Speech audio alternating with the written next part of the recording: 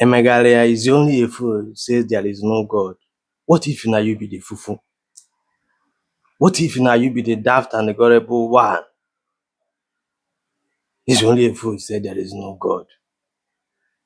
Kase keta aka ebe God na etuta God aka. It's only a fool who says there is no God.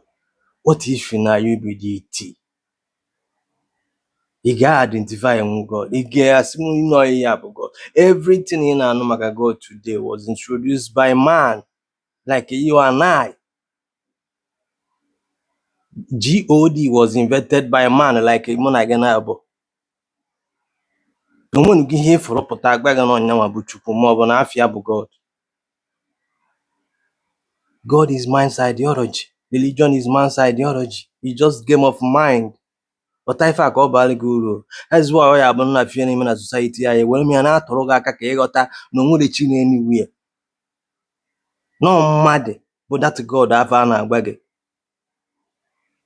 Mad bukwa Satan after that evil. Oh, mad in a boom mad. Mad and as mad.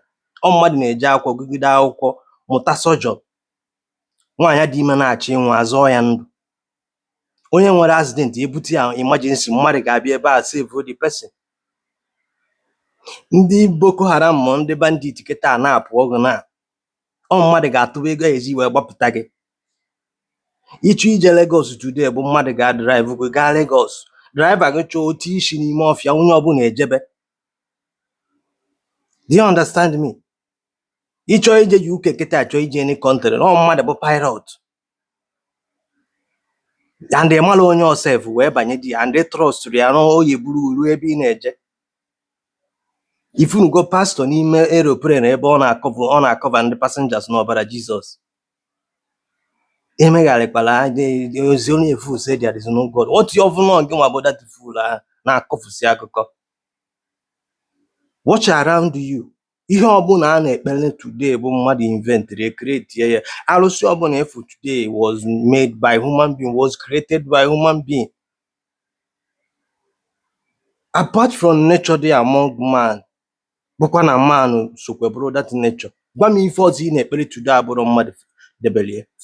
Apart from mmiri, ọkụ, ikuku, elu na ana.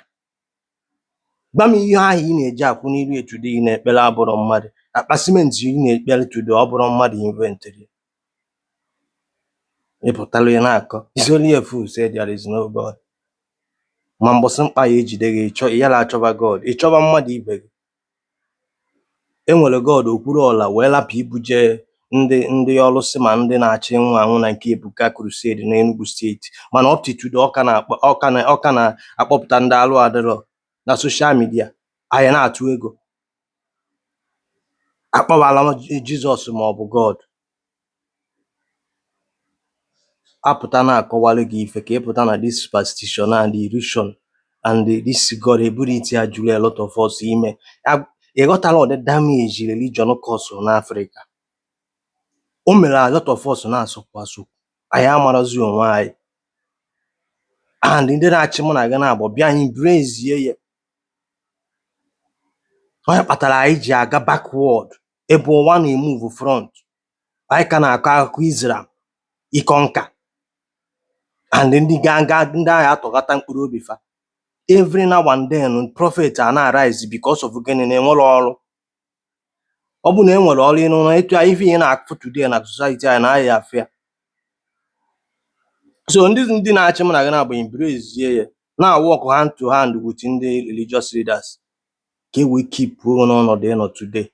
Ifuru video ebe ụmụazị kwụrụ na mmiri alụ na-amafa jijiji mana mmadụ na-ebukọ resources fa a suppose iji wee neta ha anya. And God fụkwara ife agba ndị na-emedite na nkịtị. Na-akọsị m is only a fool say there is no God. Which God nọ ebe ewee na-asụ ndị Christians akwụ na Sokoto ma na Meduguri mana northern Nigeria. There is God mana war between Russia and Ukraine carry on today mana Suleiman na ekpere na alfa ekpere ka akwụsị. There is God mana Israel na kịta asụ ndị Middle East akwụ ma ndị Iran. There is God mana ha na-manufacture ngwa agha. on daily basis. Makwa ọkụkọ ka a eji ya wee gbagbu ka ọ bụ anụ nọ n'ime ọfịa ka a eji gbagbu apụra mmadụ mụ na gị na mmadụ dị ka mụ na gị na bụ ihe aka called is only a fool, there is no God. Ịma Chukwu